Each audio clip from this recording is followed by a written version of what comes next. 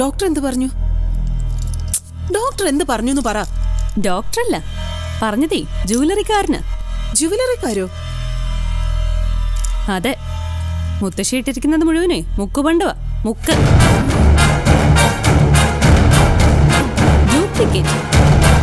അതിന്റെ ചൊറിച്ചിലായി കാണുന്നത്. ഇനി എനിക്കിത് വേണ്ട. എന്തൊക്കെയമ്മ ഈ പറയുന്നേ? ഇതൊക്കെ എങ്ങനെ മുക്കാവും?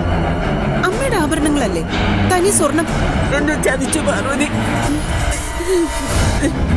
എന്റെ സ്വർണം മാറ്റിയിട്ട് ആ സ്ഥാനത്ത് മൂക്കിന്റെ സ്വർണം കൊണ്ട് വെച്ചിരിക്ക. ദൈവമേ, ആരാ ഈ പാവമൊക്കെ ചെയ്തത്? സംശയം എന്താ? പ്രഭാവതി അമ്മ. വെറുതെ അവരുടെ പേരൊന്നും പറയാൻ നിൽക്കണ്ട. അവരൊരിക്കലും അങ്ങനെയൊന്നും ചെയ്യില്ല. എന്നാ പിന്നെ ശരത്തായിരിക്കും. അവനുമല്ല, അവനും ഈ നാറിയ പണിയൊന്നും ചെയ്യില്ല. പിന്നെ ആരവിടെ ചെയ്യും? നീയാ ഇത് ചെയ്തത്. മുത്തശ്ശി, വെറുതെ ആവശ്യമില്ലാത്ത കാര്യം പറയല്ലേ.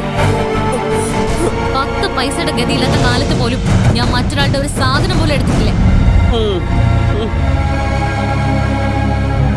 പിന്നല്ലേ ഇപ്പോ ഞാനല്ല അത് ചെയ്തത്. എന്റെ സംസ്കാരം അതൊന്നും അല്ല. സംസ്കാരത്തിന്റെ ഗുണമൊന്നും നീ പറയണ്ട. ഇത് ചെയ്തത് നീ തന്നെയാ. ഈ വീട്ടിലെ സ്വർണം മാറ്റിയെങ്കിൽ അതിന് കഴിയുന്ന ഒരാളെ ഈ വീട്ടിലുള്ളൂ, അത് നീയാ.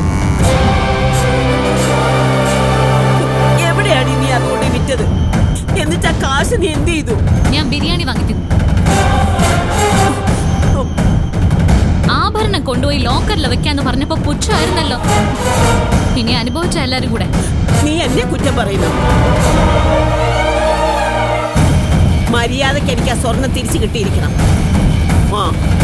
അല്ലെങ്കിലേ പിന്നെ ഞാൻ കോടതി കേട്ടു.